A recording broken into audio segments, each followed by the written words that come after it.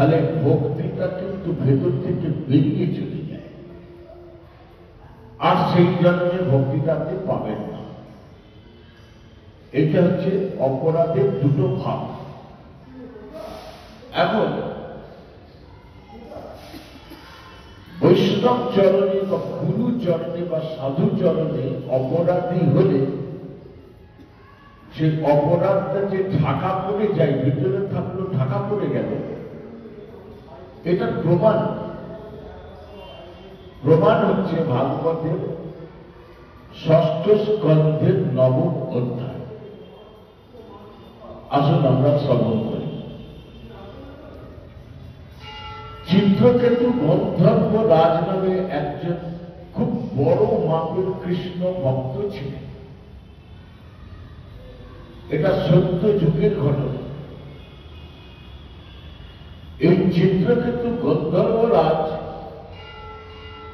যখন তিনি তার গমন পথ দিয়ে যাচ্ছিলেন, সেই সময় দেখতে পাচ্ছেন যে নদীর তীরে বহু সাধু সন্ত ঋষিরা বসে আছে, বহু হাজার হাজার। তাদের মাঝখানে একজন বিরাট দেহ, বিশাল শরীরটা, লম্বা চওড়া, তিনি বসে বসে ঋষিদের যেন কি একটা বলছেন। এটা দূর থেকে দেখতে পেয়ে চিত্রকেতু গন্ধর্বরাজ সেখানে আসে। এসে দেখছেন যে মাঝখানে যিনি ভাগবত কথা বলছেন তিনি অন্য কেউ নয়, তিনি হচ্ছেন ভোলানাথ, শিব। শিব ভাগবত শোনাচ্ছে সাধুদের। তো শোনাচ্ছে ভালো কথা, কিন্তু শিবের কোলে বসে আছে। ওটা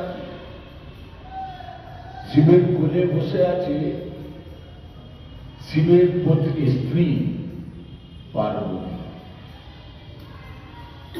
একটা স্বামী যেমন একটা স্ত্রীকে কোলে বসিয়ে আদর করে, শিব ও পার্বতীকে কোলে বসিয়ে ঠিক তেমনি করে আদর করছে, গায়ে গায়ে হাতটা ঘোরাচ্ছে, যেমন করে আদর করে। আবার ঋষিদের ভাগবত শোনাচ্ছে। এটা দেখে শিব, এই কাণ্ড কারখানা দেখে চিত্রকেতু গন্ধর্বরাজ কিন্তু সহ্য করতে পারেনি। কারণ এটা বৈষ্ণবের বা সাধুর আচরণ নয়। স্বর্গ মর্ত্য পাতাল ত্রিভুবনে যত বৈষ্ণব আছে তার মধ্যে সর্বশ্রেষ্ঠ হচ্ছে শিব। শিবকে অবজ্ঞা করে আপনি যদি কৃষ্ণ ভজন করেন, সে ভজনে ফললাভ হবে না। কারণ আদি পুরাণে কৃষ্ণ নিজে বলে গেছেন যে শিবকে আর আমাকে যদি কেউ আলাদা জ্ঞানে দেখে, তাহলে তার যে অপরাধ হয় সেই অপরাধ আমি ক্ষমা করি না। সর্বশ্রেষ্ঠ ত্রিভুবনের যিনি বৈষ্ণব, তিনি বউকে করে বসিয়ে ভাগবত কথা শোনাচ্ছেন, এটা তো ঠিক নয়। চিত্রকেতু গন্ধর্বরাজ শিবকে তখন কিছু কটূক্তি করেছে, যে বলা তুমি জগতের সর্বশ্রেষ্ঠ বৈষ্ণব, তা তোমার যদি এই আচরণ জগৎবাসী দেখে, তাহলে তারাও তো ভাববে তাহলে বউকে নিয়ে তো ভাগবত করা যায়, এই তো শিব করেছে, তাহলে আমার করতে দোষ নেই। এটা তো ঠিক না। এইভাবে বউকে কোলে বসিয়ে আদর করছো তুমি প্রকাশ্য দিনের আলোতে। যে এগুলো তো করে যারা অভক্ত, যারা জড় বুদ্ধি সম্পন্ন মানুষ, তারা করে। তাও তারা করে কোথায়? ঘরের মধ্যে আলো নিভিয়ে জানলা কপাট বন্ধ করে করে। তুমি এতটাই নির্লজ্জ হয়ে গেছো, প্রকাশ্য দিনের বেলায় করছো করছো আমার সাধুদের মাঝখানে বসে, তোমার লজ্জা করে না? ছি ছি ছি ছি ছি ছি ছি। জগতে বৈষ্ণবের কথা ছেড়ে দাও। দেখো বলা না, তোমারও তো জগতে অনেক ভক্ত আছে, তারা কি শিক্ষা নেয়? এই তো আমাদের বাবা ভোলানাথ তার বউকে কোলে বসে আদর করেছে। জগৎ এইসব থেকে শিক্ষা নিয়ে জগৎ উচ্ছন্নে চলে যাবে। শিব কিছু বলে, কিচ্ছু বলে, ও যা বলছে বলে। কিন্তু পতিব্রতা রমণী কখনো পতির অপমান সইতে পারে না। পার্বতী দেবী গর্জে উঠেছিলেন, রুখে দাঁড়িয়েছিলেন। পার্বতী দেবী তখন চিত্রকেতুকে বলেছিলেন যে কি হে চিত্রকেতু, কে কার বউকে ঘরের ভিতরে, কে কার বউকে ঘরের বাইরে আদর করছে কিভাবে, এইসব দেখার জন্য তোমাকে কৃষ্ণ কি মানব দেহ দিয়েছে নাকি? আমি তো জানি মানব দেহ দিয়েছে শুধুমাত্র কৃষ্ণ কৃষ্ণ নাম করবার জন্য। আমার স্বামী আমাকে কোথায় কিভাবে আদর করবে এটা আমার স্বামীর আর আমার ব্যাপার। তুমি এর মধ্যে ঢুকছো কেন? আমার স্বামী পরম বৈষ্ণব, সে কিছু বলেনি তোমাকে, কিন্তু আমি তোমাকে অভিশাপ দিচ্ছি চিত্রকেতু, মৃত্যুর পর তুমি অসুর হয়ে জন্মাবে। ব্যাস। চিত্রকেতু দেখলেন যে আমি যা ভুল করার করে ফেলেছি, আর কিছু করার নেই। সত্যিই তো আমার তো কারোর ভুল ধরার কথা নয়, কিন্তু ক্ষণিকের ভুলে আমি পরম বৈষ্ণবের ভুল ধরে ফেললাম। ভাগবত শাস্ত্র আমাদের সতর্ক করেছেন এখানে, আপনি যদি ভক্ত হন, আপনি কারণ ভুল ধরানো দূরের কথা, ভুল আপনি দেখবেনই না। কেন দেখবে না? বলছে ভুল তুমি ধরবে, কিন্তু ভুল ধরার পর তার ভুলটা সংশোধন করে তাকে ভক্তি পথে এনে তাকে কৃষ্ণ পাওয়াতে পারবে কি তুমি আদৌ? যদি না পারো তাহলে তুমি ভুল ধরছো কেন? ভুল ধরতে পারো। ভাগবতে দশম স্কন্ধে দশম অধ্যায়টা দেওয়া আছে, চোমালা অর্জুন লীলায়। যদি তুমি কারোর ভুল ধরার পর সেই ভুলটাকে সংশোধন করে ভক্তির পথে তাকে এনে তাকে যদি কৃষ্ণ পাওয়াতে পারো, তাহলে তুমি ভুল ধরবে। যেটা নারদ ঋষি করেছিলেন, কুবের পুত্রদ্বয়ের ভুল ধরেছিলেন, চিকিৎসা করেছিলেন, অভিশাপ দিয়েছিলেন, কৃষ্ণ প্রাপ্তি করিয়ে তবে তাদের ছেড়েছিলেন। অভিশাপ দিয়েও কৃষ্ণ পাইয়েছিলেন। এটা ভাগবত বাড়িতে থাকলে দেখবেন, ভাগবতের দশম স্কন্ধের দশম অধ্যায় দেওয়া আছে, দামবন্ধন লীলার পরেই দেওয়া। নম্বর 2, ভুল ধরতে নেই কেন? আমার গৌর কৃষ্ণ বলছেন ভুল কারণ ধরো। কেন না? আপনি কারোর ভুল ধরছেন তো, মহাপ্রভু বলছে ভুলটা ধরলে তো এবার ঘরে ফিরে এসো। ঘরে এসে নিজেকে একটা আয়নার সামনে দাঁড় করা। তো তুমি আয়নার সামনে দাঁড়িয়ে কাকে দেখতে পাবে? নিজেকেই দেখতে পাবে, অন্য কাউকে নয়। ঠিক তেমনি তুমি যার ভুল ধরছ সে হচ্ছে তোমার আয়না,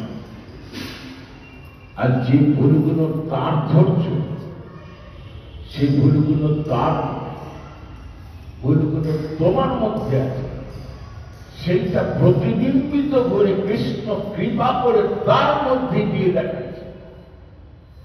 এখন সেই ভুলগুলো প্রতিবিম্বে দেখে ভাবছো বোধহয় ওর ভুল, ভুলগুলো ওর নয়, তোমার ভুল। তুমি ওই ভুলগুলো নিজেকে শোধরাও। ওই জন্য ভুল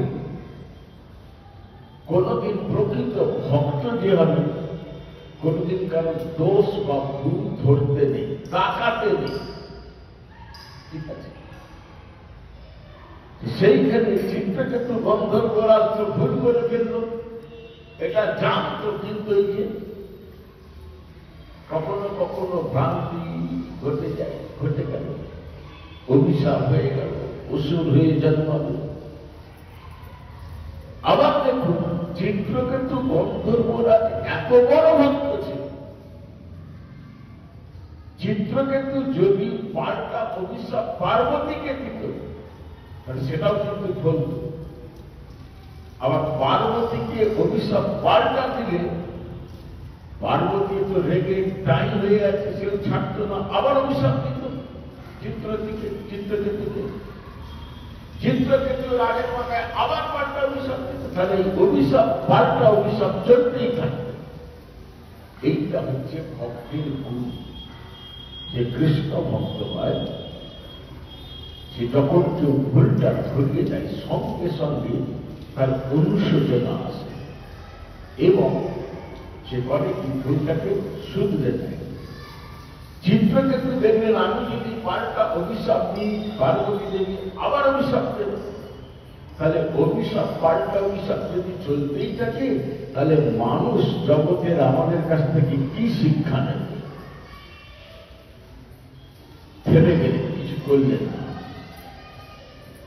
খুব কাঁদলেন, অনুশোচনা, যে হায় আমার সব শেষ হয়ে গেল। তো আমি এতদিন কৃষ্ণ ভজন করলাম, যে সব ভবিষ্যৎ হয়ে গেল, কয়েক সেকেন্ডের মুহূর্তে ভুলে আমার। তখন তিনি নত জানু হয়ে শিব এবং পার্বতী স্তুতি করেছিলেন, স্তব করেছিলেন। শিব প্রচন্ড খুশি হয়েছিলেন স্তবে, এবং পার্বতী দেবী এই যে অভিশাপটা দিয়ে ফেলেছেন, এটা শিব কিন্তু সন্তুষ্ট হয়নি, যে অভিশাপটা না দিলেই হবে, কিন্তু দিয়ে ফেলেছে যখন, সেটা তো বলবে, কিছু করার নেই। কিছু বলেননি পার্বতী, তবে সন্তুষ্ট হলেন। শিব আর একটা জিনিস খুব সন্তুষ্ট হলেন, যে এইরকম একটা নৃশংস অভিশাপ দিলেন যে মৃত্যুর পর তুমি অসুর হয়ে জন্মাবে। এটা জানার পরেও সে কিন্তু উত্তেজিত হয়নি। চিত্রকেতু ধৈর্য সহকারে সে অভিশাপটাকে মাথায় নিলেন। এই যে ধৈর্যটা, এত সুন্দর ধৈর্য চিত্রকেতু দেখালেন, এখানে উত্তেজিত না হয়ে শিব এটাও কিন্তু খুব সন্তুষ্ট হলেন। চিত্রকেতু স্তবস্তুতি করে পার্বতীকে এবং শিবকে সন্তুষ্ট করে পার্বতী দেবীর চরণে লুটিয়ে পড়লেন কাঁদতে কাঁদতে। তিনি পার্বতীকে বলেছিলেন যে, হে দেবী, আপনি আমাকে অভিশাপ দিয়েছেন আমি অসুর হয়ে জন্মাবো, ঠিক আছে, আমি আপনার অভিশাপ মাথায় পেতে দিলাম, কিন্তু আপনার চরণে আমার একটা নিবেদন থাকবে। আমি অসুর হয়ে জন্মানো ক্ষতি নেই, দুঃখ নেই, আফসোস নেই, কিন্তু প্রার্থনা হচ্ছে এই যে চিত্রকেতু জন্মে এই দেহ, এই শরীরকে আমার ভিতরে আদৌ কোন ভক্তি লাভ হয়েছে কিনা এটা আমি জানি না। যদি হয়ে থাকে কোনামাত্র ভক্তি আমার, এই জন্য মৃত্যুর পর অসুর হয়ে জন্মালেও ভক্তিটা যেন আমার নষ্ট না হয়ে যায়। কি সুন্দর পর্যায়ে উত্তরে পার্বতী দেবী চিত্রকেতুকে বলেছিলেন, তথাস্তু, তথাস্তু মানে কি জানে? তথাস্তু মানে হচ্ছে অবধারিত। অবধারিত মানে কি? আপনি আমি বললেও হবে, না বললেও হবে। কারণ পার্বতী দেবী জানতেন চিত্রকেতুর ভেতরে ভক্তি আছে এবং এই ভক্তি নষ্ট হবে না। আমার স্বামীর চরণে অপরাধ করে ফেলেছে, শিবের চরণে আমি অভিশাপ দিয়েছি, সেই ভক্তিটা তার এই অপরাধের জন্য পাপের যে কালিমা তাতে ঢাকা পড়ে গেল।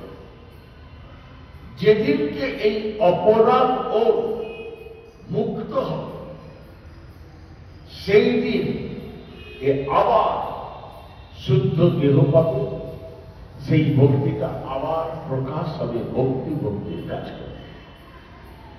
অভিশাপ হয়ে গেল, এদিকের পর্ব এটা গেল। এইবার দেখুন কিভাবে এইগুলো থেকে আমাদের শিক্ষা নিতে হবে যে গুরুকে সাধুকে কোনদিন মনুষ্য জ্ঞান করবেন না বা বৈষ্ণব তিলকধারী দেখলেই তার দোষ কখনো বিচার করবেন না, কোনদিন করবেন না। গুরুও কিন্তু সাধু, সদ্গুরুও সাধু। ভগবান কৃষ্ণ উদ্ধবকে বলেছেন ভাগবতে, উদ্ধব গুরুটা কে জানো? উদ্ধব বলছেন না। কৃষ্ণ উদ্ধবকে বলছেন শুনে রাখো গুরুটা কি। আচার্যং মাং বিজানীয়ন্য অবমান্যতে কর হিচিত না মত্ত বুদ্ধিয়া সুয়েতু সর্বদেবময় গুরু। সাপের যেমন একটা খোলস থাকে, খোলস আলাদা, সাপ আলাদা, খোলসকে সে ঢাকা না। ঠিক তেমনি গুরুকে যে মানুষ দেখছো, মানুষের মতো খোলসটা আমি বানিয়ে রেখেছি। এই ওপরের খোলসটা দেখে কোন গুরুকে, জগতের কোন গুরুকেও বিচার করো না যে মানুষ। কেন জানো উদ্ধব? জেনে রাখো আমার অনন্ত কোটি মূর্তি, অনন্ত কোটি কোটি রূপ আছে, তার মধ্যে একটা রূপ হচ্ছে গুরু। উদ্ধব ওই গুরুর মধ্যে কে থাকে জেনে রাখো, স্বয়ং আমি থাকি। শুধু তাই নয়, গুরুর মধ্যে সমস্ত দেবতার বাস। অর্থাৎ গুরুকে মানুষ জ্ঞান কখনো করো না, সতর্ক করেছে। কিন্তু আমরা গুরুকে মানুষ জ্ঞান করে ফেলি। আমার মতো খাই, শোই, হাঁটি, কথা বলে, হাত পা চোখ মুখ, এখানে অপরাধ হয়ে যাচ্ছে। দেখুন একটা গুরু সাধারণ দৃষ্টিতে আমার মতোই দেখতে। একটা গুরুর কিন্তু 5টা চোখ নেই। আমার যটা চোখ, আমার যটা নাক, আমার যটা কান, আমার যটা হাত পা, আমার যটা ইন্দ্রিয়, একটা গুরুরও তাই, একটা সাধুরও তাই। কিন্তু গুরুর সাথে আমার তফাৎটা কোথায়? একটা গুরু তিনি এইগুলোকে জয় করেছেন, ভজন ইন্দ্রিয়গুলোকে জয় করেছেন। আমি জয় করতে পারি। কি করে জয় করতে হয় আমি জানি না। সেটা গুরুর, সদ্গুরুর সঙ্গে থাকলে এগুলো একদিন জয় হয়ে যায়। আর এগুলোকে জয় না করতে পারলে আপনি জীবনে প্রকৃত সুখ এবং কৃষ্ণচরণ পাবেন না। ওই জন্য গুরুর সঙ্গ করতে হয়, যত বেশি সম্ভব সাধুর সঙ্গ করতে হয়। দেখুন একটা কলেরা রোগীর পাশে যদি দীর্ঘ সময় থাকা যায় তাহলে কি হবে? কলেরার ভাইরাস আপনার অজান্তেই আপনার ভিতরে ঢুকে যাবে। একটা করোনা রোগীর পাশে যদি বেশিক্ষণ দীর্ঘ সময় থাকা হয়, করোনার ভাইরাস আপনার অজান্তে আপনার ভিতরে ঢুকে যাবে। ঠিক তেমনি একটা সাধুর কাছে যদি দীর্ঘ সময় আপনি থাকেন, যাতায়াত করেন, সাধুর যে ভাইরাস সেটাও আপনার অজান্তে আপনার ভিতরে ঢুকে যাবে। সাধুর ভাইরাসটা কি? সাধুর ভাইরাস হচ্ছে ভক্তি, রাধে রাধে। সেটাও আপনার অজান্তে আপনার ভিতরে ঢুকে যাবে। এক ঝুড়ি কয়লা নিয়ে সেখানে যদি ফেলে দিয়ে সেই কয়লাটাই যদি সারাদিন মুদি, আগুন ধরবে না, কারণ কিন্তু আগুন নেই। কিন্তু ওইখান থেকে একটা কয়লা যদি নিয়ে এসে আগুনে পুড়িয়ে লাল টকটকে করে, সেই লাল টকটকে কয়লাটা যদি আপনি কালো কয়লায় রেখে দিয়ে আসেন, ওই একটা লাল কয়লাই কিন্তু সবকটা কালো কয়লাকে লাল করে দেবে।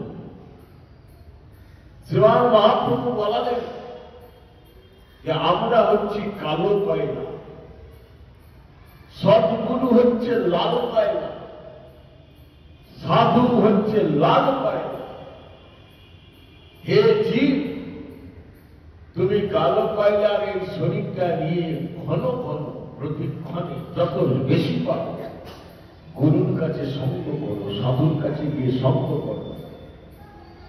সঙ্গ করতে করতে করতে করতে এদের তাপ লেগে তুমি কবে যে কালো থেকে লাল অর্থাৎ ভক্তি লাভ করবে তুমি নিজেই জানতে পারবে না। প্রেম সে বলিয়ে নাম যেটা আমাদের এটা কত প্রায় 7-8 বছর আগে আমি পাঠ করে গেছি, কি 10 বছর হবে মনে পড়ছে না আমি। তো সেদিনের সবার সঙ্গে আজকের সবার মেলাতে পারছি না, প্রচুর ভক্ত হয়েছে। 7 দিন পাঠ করেছিলাম। তো আজকে একটু প্রচার করে দেবেন, কালকে আমি 4:10 শুরু করব। কেমন? একটু সবাই আসবেন, আপনি আসবেন, আপনার পাশের মানুষটা। আমার খুব খারাপ লাগছে এত বড় একটা মানে মঠ, আর সীতারাম দাস, অঙ্কারনাথ প্রভু আমার বাড়িতে প্রায় সপ্তাহে একদিন যেতে। আমি তখন ক্লাস 3-তে পড়তে পড়ি।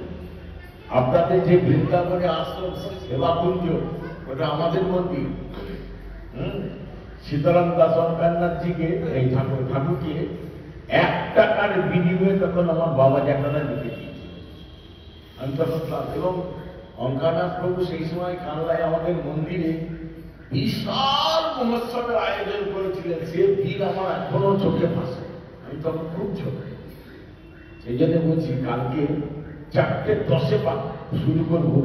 কিন্তু একটা অনুরোধ রাখবো, যে কোনো ভাগবত যেখানেই যান, শুরু থেকে যদি না শোনেন আপনি কিন্তু অনেক কিছু হারিয়ে ফেলবেন।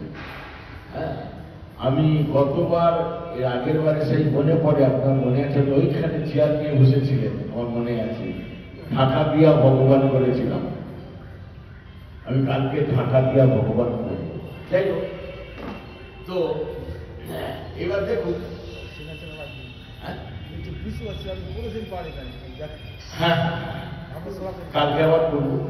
আর পরশুদিন যেহেতু এটা নামের জায়গা, নাম কি বস্তু সেটা আলোচনা। তো এই যে যত বেশি সময় পারেন দেখবেন ভাগবতের 3য় স্কন্ধ, যদি ভাগবত থাকে বাড়িতে করবেন, 3য় স্কন্ধে কপিল ভগবানকে তার মা দেবহূতি একটা প্রশ্ন করেছিলেন। আমি প্রথমেই বলে রাখি, আপনারা যখন কোন গুরুকে কোন প্রশ্ন করবেন, কোন সাধুকে যখন প্রশ্ন করবেন, নিজের জন্য করবেন না। আমার কল্যাণ কি করে হবে এটা করবেন না, তাহলে ঠকে যাবে। সে একটা ভাষা উত্তর দিয়ে বেরিয়ে যাবে। দেখুন, এই প্রশ্নটা শুনলে বুঝবেন। প্রশ্নটা করছেন মাতা দেবহূতি কপিল ভগবানকে যে আমার মতো সাধারণের করণীয় কর্তব্য কি? আচ্ছা বলুন তো, জগতে অসাধারণ কেউ আছে? একটা রাষ্ট্রনায়ক হোক আর রাস্তার একটা ভিখারি হোক, দুজনাই যদি মৃত্যুর পর আগুনে পোড়ার পাশাপাশি দুজনাই কিন্তু এক মুঠো ছাই হবে। যে রাষ্ট্রনায়ক বলে সে পোড়ার পর শোনাবে দেবে তা নয়। আবার দুজনাকে যদি মাটির তলায় পুঁতে দেন পাশাপাশি, পোকায় দুজনাকেই খাবে। আবার দুজনাকে মৃত্যুর পর যদি মাটির উপরে ফেলে রাখেন, তো দুটো দেহ একইভাবে পচবে আর শিয়াল উপরে দুজনাকেই খাবে। মরলে সবাই মাটি। আমি রাষ্ট্রনায়ক, আমি ব্রাহ্মণ, আমি তোমার প্রতি, আমি ওর বাবা, ইত্যাদি ইত্যাদি, এগুলো হচ্ছে সব অভিমান। চিন্তায় উঠলে সব কোথায় চলে যাবে। তাহলে আমরা অসাধারণ কেউ না, আমরা সবাই সাধারণ। প্রশ্নটা কি সুন্দর করলেন, জগতে সবাই সাধারণ, তা আমার মতো সাধারণের করণীয় কর্তব্য কি? তার উত্তরে কপিল ভগবান মাকে কি বলেছিল শুনে, মা আমি প্রত্যেককে মানব দেহ দিয়েছি, শুধুমাত্র একটা কারণের জন্য আমি মানব দেহ দিয়ে সবাইকে পাঠিয়েছি জগতে। মাতা দেবহূতি জিজ্ঞেস করেছিলেন সেইটা কি, কিসের জন্য মানব দেহ দিয়েছেন আপনি? কপিল ভগবান বললেন, মা সাধু সঙ্গ করবার জন্যে আমি মানব দেহ দিয়েছি। রাধে রাধে। একটা কথায় কত গভীরতা, এ শোনার নয়, হৃদয়কে ফিলিংস, অনুভূতির মধ্যে আনতে। মা জিজ্ঞেস করছেন কেন সাধু সঙ্গ করতে হবে? দেখুন এই প্রশ্নটা আমাদের হয়ে প্রশ্ন করছে, ভগবানের মা ভগবানকে প্রশ্ন করছে। কবির ভগবান বলছেন, মা আমি মানব দেহ দিয়েছি সাধু সঙ্গ করবার জন্য। কেন জানো? সাধুর কাছে এমন একটা জিনিস আছে যে আমি ভগবান হয়েও সেটা আমার কাছে নেই। এখন ভগবানের কাছে নেই বলে কোনো বস্তু হয়? পদ্মপুরাণ বলছে সরৈশ্বর্য পূর্ণ, সবতেই তিনি পূর্ণ, তার আমার অভাব কি? বলছে হ্যাঁ অভাব। কিসের অভাব? আপনাদের প্রশ্ন যদি করা হয়, আপনি বলুন তো, পতি প্রেম কার কাছে থাকে? পতির কাছে না পত্নীর কাছে? কার কাছে মাতাজি? পতি প্রেম কার কাছে থাকে? পতির কাছে থাকে না পত্নীর কাছে থাকে? পত্নীর কাছে থাকে। তাহলে ভগবত প্রেম, ভগবত ভক্তি কার কাছে থাকে? ভগবানের কাছে না ভক্তের কাছে? ভক্তের কাছে থাকে। এই ভক্তকে সাধু। কপিল ভগবান এইটাই বোঝাচ্ছেন মাকে, মা ভক্তি আমার কাছে নেই, ভক্তি আছে সাধুর কাছে। এই কারণে মা সাধু সঙ্গ করবার জন্য আমি মানব দেহ দিয়েছি। ও সারা জীবন তীর্থে ঘুরলে কিচ্ছু হবে না, সারা জীবন ভাগবত পড়লে, ভাগবত শুনলে, পুজো করলে, নিরামিষ খেলে, একাদশী করলে কিছু হবে না। ভক্তিটা হচ্ছে স্বতন্ত্র। আপনি চরণামৃত পান করছেন, কিন্তু ভক্তি মিশিয়ে করছেন না, তাহলে ওটা জল খাওয়া হলো। যখনই ভক্তি মিশিয়ে খেলেন, জিভে থাকার সঙ্গে সঙ্গে ভেতরে কাজ আরম্ভ হয়ে যাবে। আপনি প্রসাদ সেবা করছেন, ভক্তি মিশিয়ে সেবা করছেন না, ওটা পেট ভর্তি হবে। কিন্তু যখন ভক্তি মিশিয়ে আপনি প্রসাদের একটা কণা মুখে দিচ্ছেন, জিভে টাচ করার সঙ্গে সঙ্গে ভেতরে কাজ হবে, হতেই হবে। একদম 1000% গ্যারেন্টি, প্রমাণ রয়েছে শাস্ত্রে। কিন্তু আমাদের এত প্রসাদ পাই, এত চন্দ্রামৃত পাই, দেখুন বলছে নাম, আবার বলছে প্রণাম। প্রণাম, প্র শব্দের অর্থ হচ্ছে প্রকৃষ্ট রূপে যা। আপনি প্রণাম করছেন, মাথা ঝুঁকিয়েছেন, শরীর ঝুঁকিয়েছেন, মাটিতে মাথা ঠেকিয়ে দিয়েছেন, শরীরে ঝুঁকিয়ে দিয়েছেন, বাক্য ঝুঁকিয়ে দিয়ে বলছেন হে কৃষ্ণ করুণা সিন্ধু দীনবন্ধু জগৎপতি গোপেশ্বর কবিতা তার। ওইদিকে তাকিয়ে দেখছেন, আমি জুতোটা খুলে এলাম, ভিড়ের মধ্যে কেউ জুতোটা পরে চলে গেল না তো? এটা কি প্রণাম হলো না ধ্রস্তা হলো? ভগবানের সঙ্গে পেছন চাকরি করছেন, তাই না? তাহলে এগুলো ঠিক না। মন ঝোঁকাতে হবে। অর্থাৎ যখন যে বস্তুটা আপনি করছেন সেই বস্তুর সঙ্গে মনটাকে যুক্ত করতে হবে, তবে হবে প্রণাম। নইলে লোকে দেখলো খুব প্রণাম করলো, ওতে কোনো কাজ হলো না। তাহলে ভাগবতের 10-14 ব্রহ্মা ভগবান কৃষ্ণকে বলেছেন নমন্ত হে প্রভু, আপনার ভক্ত জীবনে আপনাকে সারা জীবনে একবার মাত্র প্রণাম করে আপনাকে কোটি জন্মের জন্য কিনে নেয়। তখন জিজ্ঞেস করেছিল কৃষ্ণ, হ্যাঁ ঠিক বলেছে ব্রহ্মা, কৃষ্ণের প্রণামটা কেমন হলো? ব্রহ্মা উত্তরে বললেন, খুব কাঁদছে ব্রহ্মাজি, কাঁদতে কাঁদতে বলছি যে প্রভু তনু বাম মনভি, তনু মানে শরীর দিয়ে প্রণাম, মনু মানে মন দিয়ে প্রণাম, বাম মানে বাক্য দ্বারা প্রণাম। তিনটাকে এক জায়গায় নিয়ে আসতে হবে। শরীর একদিকে, মন জুতার দিকে, বাক্য আর একদিকে। ফোন বেজে উঠলে চলে গেল মনটা ওই দিকে, ও চলবে না। প্রণামের সময় ভোট থাকলো দিকে, ও 2 মিনিট পরে ফোন ধরলে কিছু অসুবিধা হবে না। আমি প্রসাদ পাচ্ছি, ভোট থাক তুলে বন্ধ থাকছে। আমি মনটা যুক্ত করে প্রসাদ পাচ্ছি, আমি চরণামৃত পাচ্ছি, আমি চরণ তুলসী পাচ্ছি। আপনি করে কোথায়? আমি তখন ভগবানের সঙ্গে মনটাকে যুক্ত করে পাচ্ছি। তোমার চরণ ভক্ত বাড়িয়ে আমি পান করছি, তোমার অধরামৃত সেই প্রসাদ আমি পান করছি, সেবা করছি। যখনই এই ভাবটা তৈরি করবে তখনই তার কাজ হবে। তখন মাতা দেবতী জিজ্ঞেস করেছিলেন যে ভক্তি তো আপনি বলছেন প্রভু সাধুর কাছে আছে, ভক্তিও তো অনেক রকম আছে, শাস্ত্রী সালোক্য সামীপ্য সারূপ্য সাযুজ্য ইত্যাদি ইত্যাদি। মা এগুলো ভক্তি নয়, নামে ভক্তি, এগুলো ভক্তি নয়।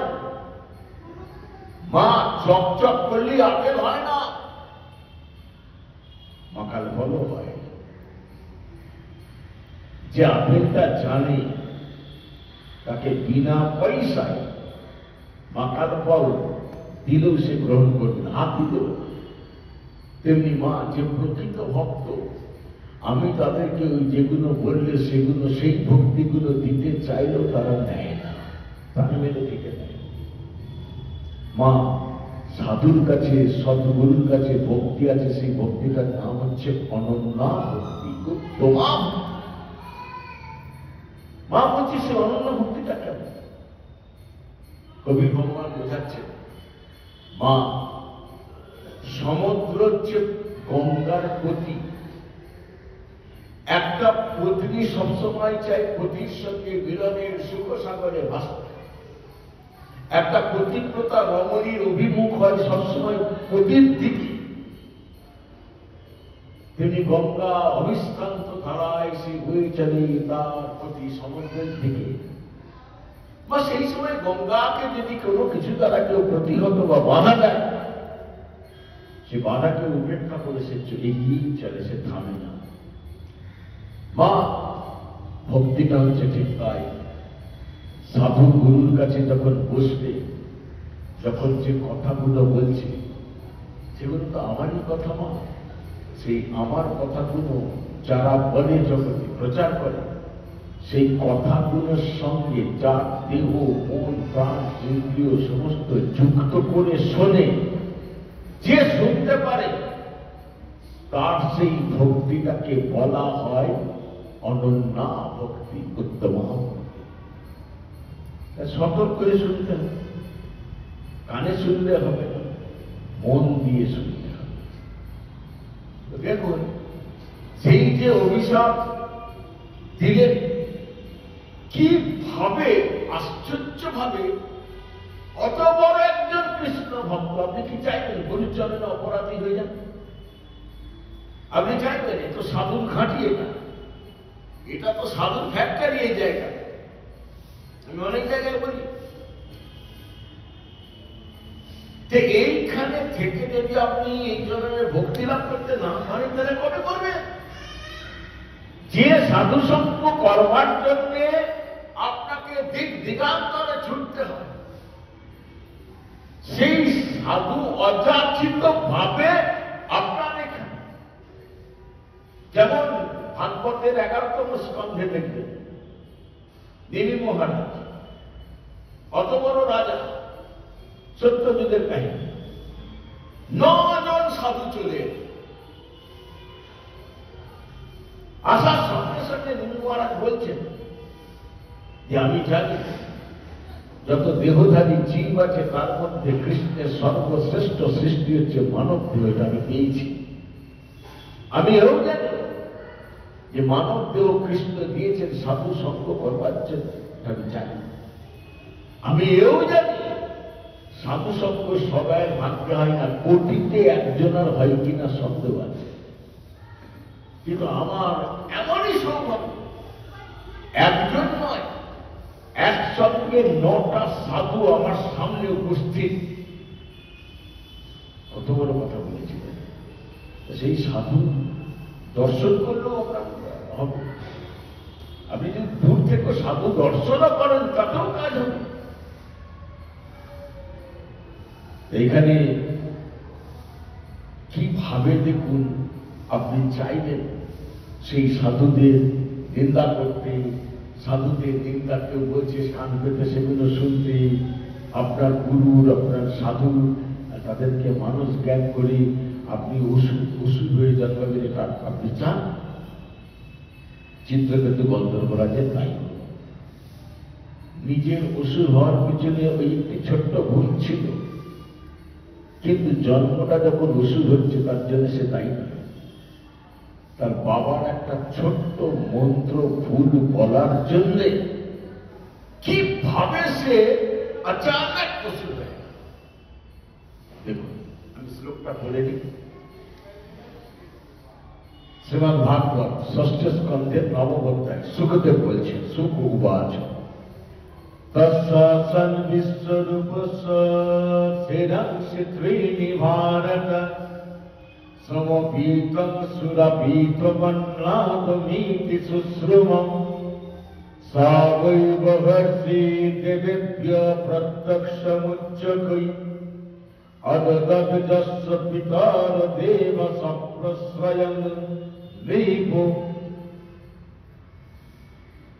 স এব হি দদৌ ভাগং পরক্ষমসুরান প্রতি যজমানঃ বহত ভাগং মাতৃস্নেহো বসানুগয়ং তদ্দেব হিরণং তস্য ধর্মালীকং সুরেশ্বরং আলক্ষ্য তরসা ভীতস্থো চিশৃণ ক্ষীণ ধ্রুষা সমপীতন্তু ইয়ৎ তস্য শিরো আসিত কবিঞ্জলঃ কলবিঙ্ক সুরপীতমন্নাদং ইয়ৎ সতির্তিড়িহি ব্রহ্মহত্যা মঞ্জুরীনা চক্রাহো যদবিশ্বর সংবৎসরান্তে তদঘং ভূতানাং স বিশুদ্ধয়ে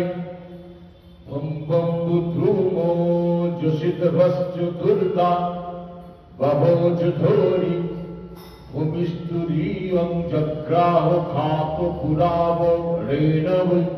শ্রীমদ্ ভাগবতম।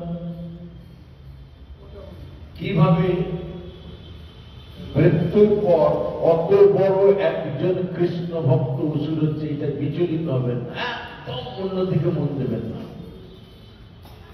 বিশ্বরূপ নামে একজন সেই সময় একজন সৎ নিষ্ঠাবান ব্রাহ্মণ ছিলেন। এবং দুটো কথা যোগ করেছিলেন, সৎ আবার নিষ্ঠাবান ব্রাহ্মণ। এই বিশ্বরূপ হোমিও কার্যে অত্যন্ত দক্ষ ছিল। হোমিও কার্যে যাগযজ্ঞ ইত্যাদি।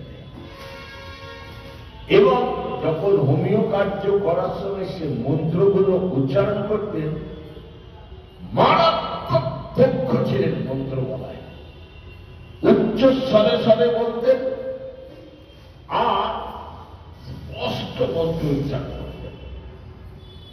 ওই সব করতেন। এই বিশ্বরূপকে ইন্দ্র যখন বৃহস্পতিকে গুরুর পদ থেকে সরিয়ে দিলেন বিনা কারণে, কত বড় স্পর্ধা দেখুন। নিজের গুরুদেব, দেবতাদের গুরুদেব ছিলেন তো বৃহস্পতি, বৃহস্পতিকে অপমান করে তাড়িয়ে দিয়েছিলেন এই ইন্দ্র।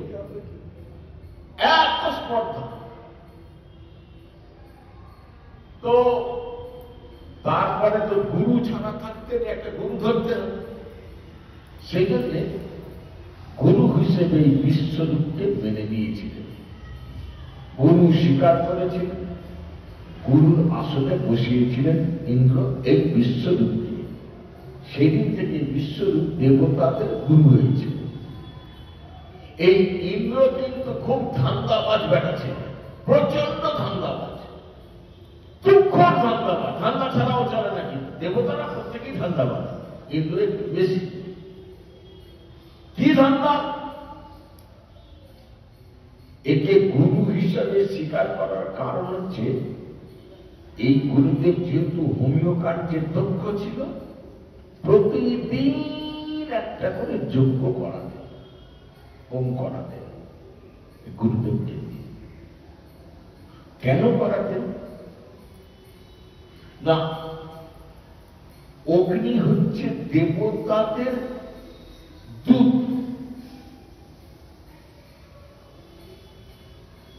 অগ্নি যে যজ্ঞটা আপনি করছেন, অগ্নি যজ্ঞের যে অগ্রভাগ, অগ্রভাগ মানে কাকে বলে? মাথা বাজার করে নিয়ে নেন। আপনি বলবেন যে না, বাড়ির জন্য পরে রাখা হবে, আগে ঠাকুরের জন্য তুলে রাখুন। মানে অগ্রভাগটা তুলে রাখছেন ভগবানের জন্য, তাই না? তেমনি অগ্নি হচ্ছে যজ্ঞের যে ফার্স্ট ভাগ, মাথানি বা অগ্রভাগ, ওইটা নিয়ে কি দেবতাদের পৌঁছে দেয়, অন্য কাউকে দেবে না। দেবে না কারণ অগ্নি তো অন্য কারোর দূত নয়। আপনি যদি নৃসিংহদেবের নামে হোম করেন, সেই হোমের অগ্রভাগ নৃসিংহদেবের কাছেই যাবে। আপনি যদি বিষ্ণু প্রীতি হোম করেন, হোমের অগ্রভাগ বিষ্ণুর কাছেই যাবে, অগ্নি বিষ্ণুর কাছে নিয়ে পৌঁছে দেবে। অগ্নি দেবতাদের পৌঁছে দেবে, এই ছিল দেব। আর সেই অগ্রভাগটা দেবতারা প্রতিদিন পেয়ে পেয়ে পেয়ে পেয়ে একটু একটু করে শক্তি বাড়ে। কেন শক্তি বাড়ানো প্রয়োজন? অসুররা প্রায়শই স্বর্গাক্রমণ করে, স্বর্গের দেবতারা বেড়ে ওঠে না, কোনদিন অসুরদের সঙ্গে পারে না। মা খেয়ে স্বর্গ ছেড়ে পালায়, তখন দেবতারা এর পায়ে ধরে, ওর হাতে ধরে স্বর্গ ফেরত পায়, আবার নিজেদের মনে করে। কখনো পাট্টা করে যা, কখন নারায়ণ লিখেন, এদের হাতে পায়ে ধরে ফিরিয়ে দেয়। তো এই জন্যে ইন্দ্র রেখেছিলেন যে দেখছি যে আমি যদি প্রতিদিন আমরা সবাই যদি স্বর্গের ওই অগ্রভাগটা পাই, তাহলে রোজ আমাদের শক্তি বাড়ছে, বাড়তে বাড়তে এমন একটা দিন আসবে অসুরদের থেকে আমরা অনেক বেশি শক্তিশালী হব। এখন যেমন আমরা অসুরদের নাম শুনলে ভয়ে কাঁপি, তখন অসুররা আমাদের ভয় শুনলে কাঁপবেন নাম শুনলে। এখন যেমন অসুরদের সঙ্গে আমরা পারি না, তখন অসুরদের আমরা মেরে খুন করে দেবো। জগতে অসুর বলে কিছু থাকবে না। এই ধান্দা পানিতে ইন্দ্র ওকে গুরু রেখেছিল বিশ্বরূপ। কিন্তু বিশ্বরূপ পিতৃকুল ছিল দেবকুল। ইঙ্গিতটা কিন্তু বুঝতে হবে, সব কথা বলা যাবে না, নিজেদের কিছু বুঝে নিতে হবে। বিশ্বরূপের পিতৃকুল ছিল দেবকুল, দেবতা, কিন্তু মাতৃকুল ছিল অসুর। বোঝা গেল কিছু? তাহলে দেবতাদের ক্যারেক্টারটা কেমন বুঝতে পারছো? অসুর ছিল মাতৃকুল, এই কারণে লিখেছিলেন। বিশ্বরূপ দেখছে যে প্রতিদিন দেবতাদের অগ্নি নিয়ে পৌঁছে দিচ্ছে, দেবতারা এইভাবে শক্তি বাড়তে বাড়তে একদিন দস্যুদের থেকে বেশি শক্তিশালী হয়ে যাবে। এখন মাতৃকুলের উপর, মামার বাড়ির উপর দুর্বলতা জগতে কার না আছে? আমাদের থেকে বেশি বেশি আছে, তাই না? বাঙালি, সনাতনী বাঙালি আমরা মামার বাড়ির নাম শুনেছি ছোটবেলাকার, আম ঘুরতে যাওয়া, কাঁঠাল ঘুরতে যাওয়া, পুকুরে বসে বসে মাছ ফাছ ধরা, জাল দিয়ে মাছ হচ্ছে দাঁড়িয়ে দেখছি। হ্যাঁ, দুর্বলতা আছে, বিশ্বরূপের দুর্বলতা আছে, অসুরকুল হল মাতৃকুল, তার একটা আলাদা অনুভূতি আছে, দুর্বলতা আছে। বিশ্বরূপ চিন্তা করছে এইরকম যদি হতেই থাকে তাহলে তো দেবতারা একদিন অসুরদের মেরে খতম করে দেবে, জগতে আর অসুর বলে কিছু থাকবে না, আমার মাতৃকুল বলে কিছু থাকবে না, আমার মামার বলে কিছু থাকবে না। এটা তো হতে দেওয়া যায় না। সেই জন্য যজ্ঞের সেকেন্ড ভাগটা প্রতিদিন অত্যন্ত গোপনে চুপি চুপি নিয়ে গিয়ে মাতৃকুল অসুরকুলকে দিত। তাহলে অসুররা ওটা খাচ্ছে, অসুররা শক্তিশালী হচ্ছে। তাহলে অঙ্কটা কি দাঁড়ালো? দেবতারা যেন আমরা একাই শক্তিশালী হচ্ছি, কিন্তু অসুররা তো দেবতাদের থেকে আগে থাকতে শক্তিশালী। আবার এই যজ্ঞের একটা ভাগ পাচ্ছে প্রতিদিন, তাহলে আরো শক্তিশালী হচ্ছে। তাহলে দেবতারা কোনদিন কি পারবে অসুরদের সঙ্গে? কোনদিনই পারবে না। এটা দেবতারা কেউ জানে না, তলায় তলায় চলছে, সেই যজ্ঞের প্রথম দিন থেকে চলছে না। ঠিক আছে, আমি শুরুতেই বলেছি না, ইন্দ্র খুব ধুরন্ধর জিনিস, খুব ধুরন্ধর, স্বার্থ ছাড়া চলে না। আজকালকার পলিটিক্যাল লিডাররা যেমন হয়, ইন্দ্র ঠিক তেমনি। ইন্দ্র লক্ষ্য করছে গুরুদেব বিশ্বরূপ যখন যজ্ঞ করতে আসেন, তার বডি ল্যাঙ্গুয়েজ একরকম থাকে, চোখ মুখ একরকম থাকে, কথাবার্তা অন্যরকম থাকে। কিন্তু যখন যজ্ঞ করে চলে যায়, তার চলন বলন কেমন যেন সন্দেহ চলন, এদিক ওদিক তাকায়, যেন সেই লুকিয়ে কিছু নিয়ে গেলে কেউ দেখে ফেলবে না তো, এইরকম একটা ভাব যেন গুরুদেবের মধ্যে কদিন ধরে লক্ষ্য করছে। দাসিন্দ্রের মাথায় চলে যাবে, তাহলে কি গুরুদেব কিছু লুকোচ্ছে? কি জানি। আচ্ছা, আমি দুই একটা দিন লক্ষ্য করে গুরুদেবকে দূর থেকে দেখি কি ব্যাপারটা, একদম আশা থেকে যাওয়া অব্দি লক্ষ্য রাখবো। যা ভাবা তাই, যেখানে বাঘের ভয় সেইখানে সন্ধ্যা হয়। দেখছে, হ্যাঁ, যজ্ঞ শেষ করে যজ্ঞের একটা ভাগ নিয়ে গিয়ে অসুরকুল মাতৃকুলকে দিচ্ছে, তারা খাচ্ছে। এইটা দেখে ইন্দ্র ঢুকে গেল ভয়, প্রচুর ভয়। এই রে, অসুরটা তো আগে থাকতেই শক্তিশালী আমাদের থেকে, এখনই মেরে মারামারিতে পেরে উঠি না। তো আমি জানতাম আমরা একা পাচ্ছি, আমরা শক্তিশালী হয়ে যাচ্ছি, কিন্তু এখন তো দেখছি ওরাও পাচ্ছে, তাহলে ওরা তো আরো বেশি শক্তিশালী হচ্ছে। তাহলে বোধহয় এখনই আক্রমণ করবে, আমাদের সর্বভর্গ ভেঙে চুলে তছনছ করে একদম খুন করে দিয়ে চলে যাবে। ওরা করলো বলে আক্রমণ, কারণ আরো শক্তিশালী হচ্ছে বলে আরো বেশি আনন্দ পাচ্ছে না। ভয় পেয়ে গেল। ভয়ের সঙ্গে সঙ্গে ইন্দ্রের আরেকটা জিনিস হল ক্রোধ।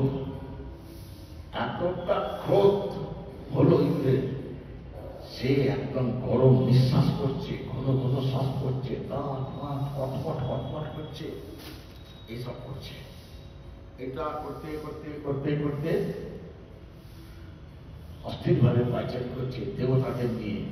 আলোচনা চলছে, কিন্তু কিছু অপশন খুঁজে পাচ্ছে না কি করা যায়। ঠিক সেই সময় আমার মোবাইলটা কোথায় ছিল? বইয়ের তলায় আছে, একটা বইয়ের তলায়, ফার্স্টে উপরে বইয়ের তলায় আছে। দুটো বই তো দাঁড়াতে হবে। ঠিক সেই সময় ব্রহ্মা নেমে এলেন। ব্রহ্মা নেমে এসে দেবতাদের বোঝাচ্ছে, ইন্দ্রকে বেশি করে বোঝাচ্ছে। ইন্দ্রকে ব্রহ্মা বলছেন, তোমার রাগের কারণ আমি জানি। তোমার শ্রী গুরুদেব যজ্ঞের একটা ভাগ নিয়ে গিয়ে অসুরদেরকে দেয়, এই তো তোমার মূল রাগের কারণ। ইন্দ্র বলছে, হ্যাঁ দাও, ঠিক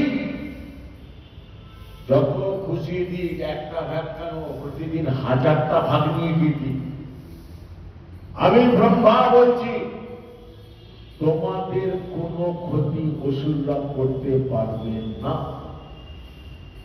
তোমরা তোমাদের যে কাঙ্ক্ষিত ফল, অসুরদের পরাজিত করা, 100% ভাবে পাবে। তোমরা ও যত ভাগ দিচ্ছে ওইদিকে তাকাতে হবে, তোমরা তোমাদের ফল পাবে। কিন্তু শর্ত একটা, রেগে গিয়ে গুরুদেবের সঙ্গে কোনো খারাপ ব্যবহার করো। জানবে সে গুরুদেব শুধু গুরুদেব নয়, সে হচ্ছে ব্রাহ্মণ। আমার দেখো ইন্দ্র, আমি জানি যে তুমি খুব রকচটা, মাঝে মাঝে যার তার সঙ্গে অশান্তি করো, চর থাপ্পড় বের দাও, একেও কেটে পরে তোমাকে কঠিন ফল ভোগ করতে হয়। এ রেকর্ড তোমার এর আগে অনেক আছে, অনেক সব জায়গায় মস্তানি খাটিও। আমি তোমাকে সতর্ক করছি, শোনো, কোন মতেই তুমি গুরুদেবের গায়ে যেন ভুল করেও হাত দিও না। দেখো ইন্দ্র, এই গুরুদেবকে যদি সমাদর করে কাজটা করতে দাও, গুরুদেবকে যদি বাঁচিয়ে রাখতে পারো, এই বিশ্বরূপ তোমাদের এমন এমন কাজ করবে তুমি কল্পনা করতে পারবে না। আমি জানি সেগুলো এমন এমন বিপদ থেকে উদ্ধার করবে, সে বিপদ তোমাদের আসবে, উদ্ধার করবে, ইনসার কেউ পারবেন না। অতএব গুরুদেবের গায়ে হাত দিও না। কিন্তু কথা হচ্ছে কি বলছো, উপদেশ শোনা একরকম, উপদেশ বলা একরকম, কিন্তু উপদেশ মানা কিন্তু খুব কঠিন। রাধে রাধে, খুব কঠিন। সব উপদেশ সবাই দিতে পারে, কিন্তু যিনি উপদেশ দিচ্ছেন তিনি উপদেশটা মানেন তো। সেটাইলে তো অনুপদে মুক্ত ছড়ানোর মতো হয়ে যাবে, তাই না? ইন্দ্র শুনলেন, মানলেন না ব্রহ্মার উপদেশ। ভাবুন, ব্রহ্মার উপদেশকেও ভাইলেট করে, রাগে ঠপ ঠপ ঠপ ঠপ করে কাঁপতে কাঁপতে এসে, গুরুদেবের বিশ্বরূপের 3টে মাথা ছিল। একটা মাথার একটা মুখ দিয়ে বিশ্বরূপ প্রতিদিন সুরা পান করতেন, একটা মাথার একটা মুখ দিয়ে প্রতিদিন সোম রস পান করতেন, আর একটা মাথার একটা মুখ দিয়ে প্রতিদিন খাদ্য খাবার খেতেন। ধারালো অস্ত্র দিয়ে এক এক করে গুরুদেবের মাথাগুলোকে কেটে উড়িয়ে দিলেন, মেরে ফেললেন। ভাবুন কি স্পর্ধা, কি স্পর্ধা! নিজের গুরুদেব বৃহস্পতিকে বার করে দিয়েছেন অপমান করে, আবার একে গুরু মানলেন। নিজের স্বার্থে যখনই ঘা করল, তখন গুরুদেবকে হত্যা করতে কোনটা হল। এতে ইন্দ্র দুটো পাপে পড়ল। জগতের সর্বশ্রেষ্ঠ যে দুটো পাপ, সেই দুটো পাপ নিয়ে নিল। কি কি? এক হচ্ছে ব্রাহ্মণের গায়ে কখনো হাত দিতে নেই, জোরে পুড়ে খাক হয়ে যাবে। গুরুদেব ব্রাহ্মণ ছিলেন, সেই ব্রাহ্মণ হত্যার গায়ে পড়ল, মাথায় নিল। আর একটা হচ্ছে গুরুদেবের দিকে শাস্ত্র আঙুল তুলতে বারণ করেছে। গুরুদেবের কোন ভুল গুরুদেব আপনাকে যদি বলে সূর্য আজকে পশ্চিম দিকে উঠেছে, জগতের কাছে পূর্ব দিকে হলেও আমার কাছে পশ্চিম দিকে। প্রকাশানন্দ সরস্বতী মহারাজ অত বড় কাশী বিশ্ববিদ্যালয়ের তিনি অধ্যক্ষ, মহাপ্রভুর পরম ভক্ত, নিজে একাদশী করেন, জগৎবাসীকে একাদশী করতে বলেন, খুব উচ্চতরের পাঠক ছিলেন। এইরকম নিজের মন্দিরে ভগবানের দুপুরবেলায় আরতি করছে একাদশীর দিন। ভগবানের তো একাদশী নেই, ভগবান তো অন্য ভোগ দিতে হবে, আমাদের একাদশী দ্বাদশী যাই হোক। হাজার হাজার ভক্ত সে আরতি দর্শন করছেন, ভোগ টোক দিয়ে নিয়ে সে একটা ওই হাজার হাজার ভক্ত শিষ্যের মধ্যে একটা শিষ্যকে দেখে বললো, এই অন্নটা এখানে রেখে গেলাম, তুই পেয়ে নে, সেবা করবে। সেও বসে অন্ন পাচ্ছে একাদশীর দিন। আর সবাই দেখছে আর ভাবছে গুরুদেবের কি মাথা খারাপ হয়ে গেল। গুরুদেব নিজে একাদশী করেন, একাদশীর ভাস দেন, একাদশীর গ্রন্থ রচনা করেছেন, অথচ আজকে একাদশীর দিন অন্ন খেতে বলল। তিনি ছিলেন খুব পাণ্ডিত্যের তান্ত্রিক মানুষ, তার সামনে কেউ জিজ্ঞেস করার সাহস পাচ্ছেন না। যে অন্নটা সেবা করছে তার কাছে সে বলছে, তুমি আজকে একাদশী জানো? যা একাদশীতে অন্ন সেবা করতে না হয় না, তুমি জানো? না জানি। আজকে একাদশী করেছে? বললো হ্যাঁ। তাহলে অন্ন খাচ্ছি? বলে বেশ করেছি। বেশ করেছি বললো গুরু আমরা বলো বলো, মানে মানে আবার গুরুদেব আদেশ করেছেন এই প্রসাদটা তুই পেয়ে নে। একাদশী, দ্বাদশী, ত্রয়োদশী দুদিন আমি খেয়ে নিয়েছি।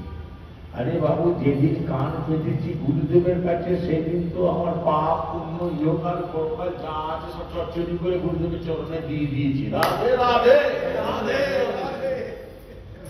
সব তো চচ্চড়ি করে দিয়ে দিয়েছি। আমার আবার পাপই কি পুণ্য কি গুরু বুঝবে।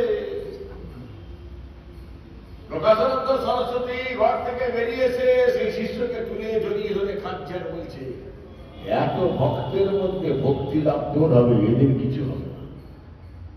এদের হবে না কেন জানিস? এদের হচ্ছে মুখে ভক্তি ফলায়, আর তুই ভক্তি গুরুদেবের প্রতি যে সুদৃঢ় বিশ্বাস তুই করে দেখালি, তোর ভক্তি লাভ হবে, তোর কৃষ্ণ প্রাপ্তি হবে। এদের কৃষ্ণ হবে।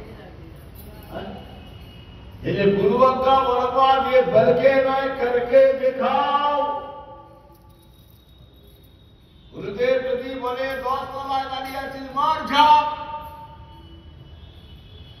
तो बोले की बाची गुरुदेव बुझবে, मेरे तो বোঝা गुरु বুঝবে। বিশ্বাসই নেই তো, বিশ্বাসটাই নেই। এই যে গুরু হত্যা এবং ব্রাহ্মণ হত্যা করলেন, এই দুটো পাপ তার প্রায়শ্চিত্তের শাস্ত্রে বিধান আছে, কিন্তু কোন প্রায়শ্চিত্তই করলেন না। এই প্রায়শ্চিত্তের ব্যাপারটা বুঝতে হবে। অনেকে ধারণা আছে যে পাপটা জগতে কিছু নেই। বাড়িতে ভাগবত থাকলে ভাগবতটা রাত্রিবেলায় গিয়ে খুলবেন, কোন জায়গাটাই বলে দিচ্ছি। পঞ্চম স্কন্ধ শেষের দিকে যখন সুখদেবকে প্রশ্ন করছেন পরীক্ষিত মহারাজ, যে নরক বলে একটা জায়গা শুনেছি, সেখানে পাপের নাকি সাজা দেওয়া হয়, সেগুলো কি রকম? এক একটা করে পাপের সাজার কথা বলছে। শুনে পরীক্ষিতের কণ্ঠ শুকিয়ে যাচ্ছে, ঘা দিয়ে দরদর করে ঘাম বেরোচ্ছে, চোখ বড় বড় হয়ে গেছে, কাঁপছে ভয়ে। যে এইরকম সাজা? বলো হ্যাঁ। বললো তাহলে এই প্রায়শ্চিত্ত কিছু নেই? বললো হ্যাঁ। আচ্ছা বলছি সেই প্রায়শ্চিত্ত কি? প্রায়শ্চিত্ত করলে পাপের ফাইল হয়ে যাবে, পাপটা বেরিয়ে যাবে।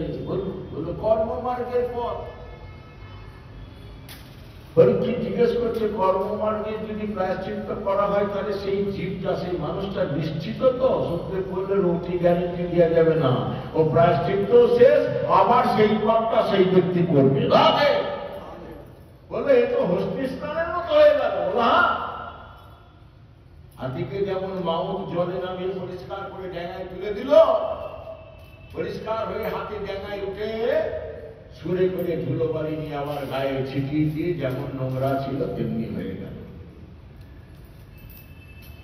শুনতে বলছে পরীক্ষিত, ধীরে ধীরে আরো শোনো। যখন প্রায়শ্চিত্তের কাজগুলো করা হয়, হোম যাগ যজ্ঞ, কাঠ, ঘি, আগুন, সব অন্যান্য জিনিসগুলো যে লাগে,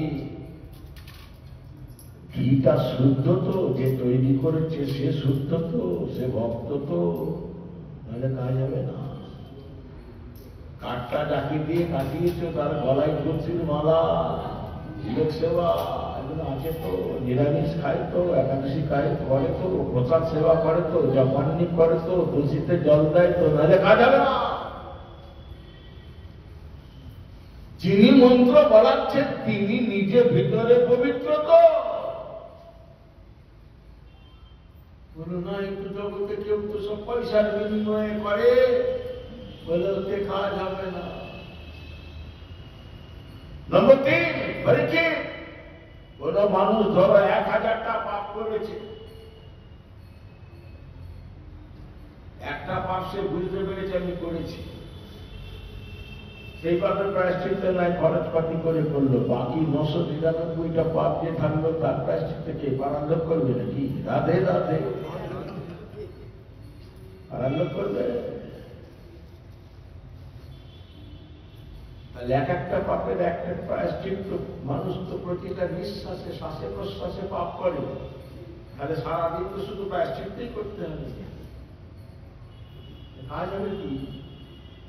পরীক্ষিত কাঁপতে কাঁপতে করে শুনে, তাহলে মানুষের গতি কি হবে? বলতো আছে, জ্ঞান মার্গে যদি প্রায়শ্চিত্ত করে তাহলে হতে পারে। বলছে হবে? বললো কিছুটা হতে পারে, নাও হতে পারে। বললো কিরকম? বললো জ্ঞান মানে কি আগে বোঝো। জ্ঞান মানে জানা। জ্ঞান মানে জানা। আপনি কাউকে জিজ্ঞেস করছেন, আরে দুধ সম্বন্ধে আমি কিছু জানি না, কিন্তু বলতে আমি শুনি। দ্বিতীয় ব্যক্তি আপনাকে বলছে দুধ আবার কি, দেখতে সাদা। আপনি বলেন আচ্ছা, আর কি বল? দুধ তরল বস্তু, তরল। আপনি বলেন আচ্ছা বুঝলাম। তিনি বলছেন দুধ থেকে ছানা হয়। আপনি বলেন বেশ। তিনি বলছেন ছানা থেকে বিভিন্ন লাখ লাখ রকমের মিষ্টি হয়। আপনি বলছেন বেশ। তিনি বলছেন দুধ থেকে ঘি, সর, নানা ঘি সব উৎকৃষ্ট বস্তু পাওয়া যায়। আপনি বললেন বেশ। তিনি বলছেন দুধ একমাত্র খাবার যা খেয়ে সারা জীবন বেঁচে থাকা যায়। আপনি বললেন বেশ। তিনি বলছেন দুধ হচ্ছে পৃথিবীর সর্ব উৎকৃষ্ট খাবার, অল এভরিথিং, প্রোটিন, ভিটামিন সবের মধ্যে আছে। আপনি বললেন আচ্ছা। কি চুপ করে কি আর কিছু বলছিস না? বলে এই তো দুধ সম্বন্ধে। আবার আর কিছু বাকি থাকলো? দুধ সম্বন্ধে আর কিছু বাকি থাকলো? এইবার আপনি ওনাকে একটা মুখ্য প্রশ্ন করছেন, তুই দুধ খাইছিস কোনদিন? বললো না। রাধে রাধে। দুধের কথা বলে বা পড়ে বা শুনে দুধের উপকারিতা হবে? স্টমাকের সঙ্গে দুধের তো সংযোগ ঘটতে হবে, ইনফেকশন ঘটাতে হবে, তবে তো দুধ কাজ করবে। আপনি হাটে যান, বাজারে যান, গঙ্গার ধারে যান, চায়ের দোকানে যান, রাস্তা দিয়ে যান, দেখবেন জ্ঞানের কথা অনেকে বলে ফুটুস ফুটুস করে, কিন্তু সে নিজে জ্ঞান পাবি কাকে বলে? জ্ঞান পাবি মানে কি? জ্ঞান পাবি, জ্ঞানটা তার ভেতরে টনটনে আছে, কিন্তু অজ্ঞান দিয়ে, অজ্ঞানের পর্দা দিয়ে সেই জ্ঞানটা ঢাকা আছে। এখানেই সুখদেব বলেছিলেন যার চিত্তে ভক্তি নেই, ভক্তিহীন শুকনো হৃদয়ে জ্ঞানের কথা শুনলে কারোর কাজ হয় না, কারণ এরাই হচ্ছে জগতের বলা হয় অবিদ্যান পুরুষ। বিদ্যাটা আছে, পড়াশোনা করলো, বিশাল চাকরি পেল, নিয়ে টাকা পয়সা নিয়ে ঘরে ঢোকালো, রেট করলে 65 কোটি টাকা পাওয়া যাবে। তাহলে ওই কত বড় নেতা মন্ত্রী আমার কি লাভ আছে, কি কল্যাণে লাগবে জগতে? তার নিজের ক্যারেক্টারে যদি ঠিক না থাকে, তার কথা শুনে আমার কোনো কাজ হবে? তাহলে অবিদ্যান পুরুষেরা। আর এই পুরুষরাই তো আজকে দেশ শাসন করছে, রাষ্ট্র শাসন করছে। এরাই সব কংস, এরাই সব শিশুপাল। বলো জ্ঞান মার্গে কাজ হবে না, ক্যান্সেল। কর্ম মার্গ হবে না, ক্যান্সেল। সুখদেব বলছে, পরীক্ষিত শুনে রাখো, মানুষ পাপ করে শরীরের 3টে জায়গা দিয়ে। পরীক্ষিত বলছে 3টে জায়গা কি কি? বলছে কায় মন বাক্য দিয়ে পাপ করে মানুষ। কায় মনে শরীর দ্বারা পাপ করি আমরা, মন দিয়েও পাপ করি, পাপ চিন্তা করা সেটাও পাপ, আবার বাক্য দ্বারা পাপ তো করি। আর মানুষ 3টে পাপের ফল ভোগ করে, 3 রকমের। কি কি? বলছে প্রথমটা হচ্ছে প্রারব্ধ কর্মফল। প্রারব্ধ মানে হচ্ছে পূর্ব জন্মে পাপ করতে করতে করতে এমন হয়ে গেছে পাপটাই ভিতরে বসে গেছে। যে পাপগুলো করে এসেছে তার ফল এখন ভোগ করছে। কারো অকালে পতি চলে যাচ্ছে, কারোর অকালে স্ত্রী চলে যাচ্ছে, কারোর অকালে পুত্র চলে যাচ্ছে, কারোর এমন ব্যাধি দিয়েছে, পয়সা আছে, ডাক্তার বলছে খাইলেই মরে যাবে, কাউকে দারিদ্রতা দিয়ে রেখেছে, ইত্যাদি কোটি কোটি। এগুলো পূর্ব জন্মে যে পাপগুলো করে এসছে তার ফল ভোগ করছে। এটাকে বলে প্রারব্ধ কর্মফল। 2 নম্বর পাপটা হচ্ছে কি না, বলছে 2 নম্বর পাপটা হচ্ছে ক্রিয়মান পাপ। এগুলো দেখবেন ভাগবতের 6ষ্ঠ স্কন্ধের 1, 2, 3 দিয়ে আছে। ক্রিয়মান পাপটা কি? যে পাপটা বর্তমানে এখন করছি না, তার ফলটা তো পাড়ার লোক নেবে না, সেটা তো আমাকে নিতে হবে কদিন পরের উপর। 2 নম্বর পাপ। 3 নম্বর পাপটা হচ্ছে ভাবি পাপ। ভাবি পাপটা কি? যে পাপটা আমার থেকে বহু দূরে আছে, আর দেখতে পাচ্ছি না, কিন্তু আমি এগোচ্ছি সেই পাপটার দিকে, কোনো একদিন সেই পাপটাও আমি করব, তার ফলটাও আমাকে নিতে হবে। ওইটি শুনে কাঁদছে। বুঝছেন, মানুষ পাপ করবে না এমন কোন ওয়ে নেই, বলবো নেই পাপ করবে। বলে কেন? সুখদেব বলছে, পরীক্ষিত একটা ঘাসকে যতই কেটে দাও, ও রস মাটির কণা মাত্র পেলেও আবার বাজাবে। এমনকি ওকে একটা ঘাসকে যদি কোটি কোটি খণ্ড বিখণ্ড টুকরো করেও যদি ফেলে দাও, যত কোটি টুকরো করবে তত কোটি ঘাস, এত খাসার না। পরীক্ষিত এমনকি দুধ ছাই বলে ঘাসটাকে তুলে যদি দূরে ফেলে দিয়ে আসো, ভিন দেশেও ফেলে দিয়ে আসো, ওখানেও বাজাবে, ওর মৃত্যু নেই। মানুষেরও ঠিক তাই। পাপ করবো না প্রতিজ্ঞা করছে, সঙ্গে সঙ্গে করবো না যাওয়া করছে। পরীক্ষিত বুঝে কেন হচ্ছে? সুখদেব বলছে তার কারণ হচ্ছে পাপের বীজটা তো পড়েনি, ওটা তো মানুষের ভিতরে রয়ে গেছে। রাধে রাধে। পরীক্ষিত বলছে মাথা করছে, ঘামছে। সুখদেব দেখছে তাড়াতাড়ি ফিনিশ করতে হবে বলা, তাহলে এ তো ভয় পেয়ে গেছে। পরীক্ষিত বলছে তাহলে কোন রাস্তায় নেই? সুখদেব বলছে একটা রাস্তা আছে, ওই ঘাসটাকে আগুন ধরাও, আগুনে ঘাসটাকে ফেলে দাও। বেটার ছেলে কোথাও বাজাতে পারবে না, একটাই রাস্তাকে আগুনে পুড়িয়ে ফেলতে হবে।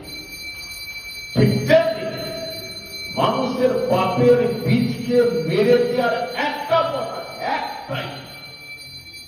সেই পথে যদি মানুষ হাঁটে, মানুষের কোনো জন্মে, কোনো দিন, কোনোভাবে কোনো পাপ আর হবে না। সেই পথটা কি? সেটা হচ্ছে শ্রী শ্রী ভক্তির পথ। রাধে রাধে। কালকে 4টে থেকে আরম্ভ করবো, একটু 4টেই চলে আসবে না। আমি তাহলে আজকে এখানে বিশ্রাম দিলাম।